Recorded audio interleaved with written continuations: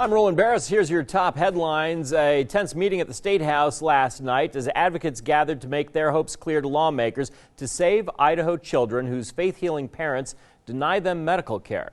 Since religious exemption laws were enacted in Idaho in 1972, the medical community estimates that roughly 200 Idaho children have died from causes that could have been prevented with modern medicine. Lawmakers who have opposed this proposal in the past have expressed concern with the government impeding on religious freedoms and parents' rights to make decisions for their own families. I don't think there's any doubt to anyone in this room that parents of any religion, my religion, your religion, dearly love their children and would do anything they can, in most cases, to help them. I don't think that's a question. I think the question becomes that the children cannot make those decisions for themselves. They're too young. Representative John Gannon says this bill will probably come to the surface this session, but with some added changes, like clarifying that they aim to amend religious exemptions, not repeal them, and that this does not intend to interfere with a parent's ability to decide whether to vaccinate their children. For more in-depth reporting on the meeting, just check out 6onyourside.com.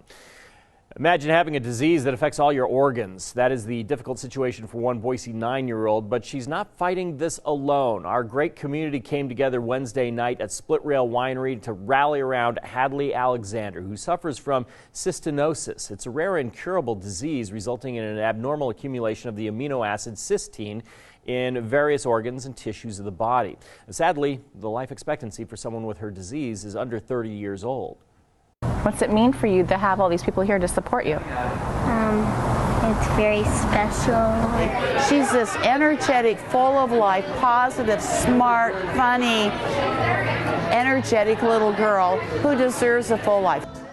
Young kid with a lot of time to find a cure. 30% of the proceeds of sales made at Split Rail Winery went towards finding that cure for cystinosis, and organizers are now reporting they made almost $750 for the cause that night. And in fact, since that story first aired here on 6 on Your Side, Alexander says additional donations came in from people who have never supported them before. Now, Chief Meteorologist Scott Dorval with the On Your Side forecast. All right, temperatures today a little cooler than they were yesterday, but you know what? It felt nice with that sunshine out there. We look at that forecast and we still have temperatures above average. 38 during the evening hours today. Teens in the mountains where the snow has been. And the bottom line is the wind chill hasn't been much of a factor at all today.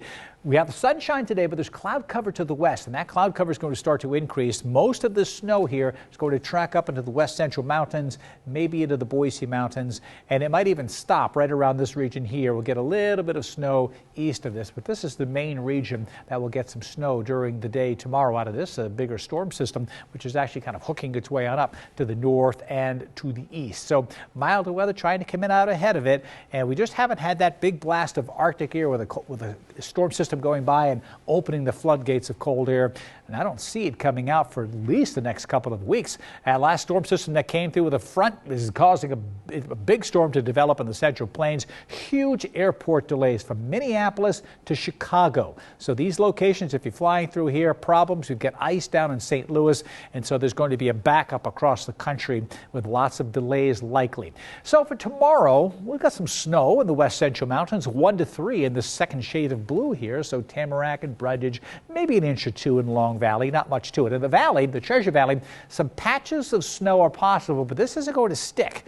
We'll get some snowfall, this technically accumulation, but it'll melt because the temperatures will be warming up. Tomorrow, 39 degrees. So a little in the morning, if we're getting snow, we could get a dusting, but it would quickly go away. So just watch out early on. Sunshine Sunday makes Sunday the better of the 2 weekend days. Next storm system Tuesday is just all out rain for the Treasure Valley, and probably rain Thursday, and even that mixed precipitation on Friday won't amount to much of anything because it will get too warm. There's your updated forecast. Another update coming up shortly.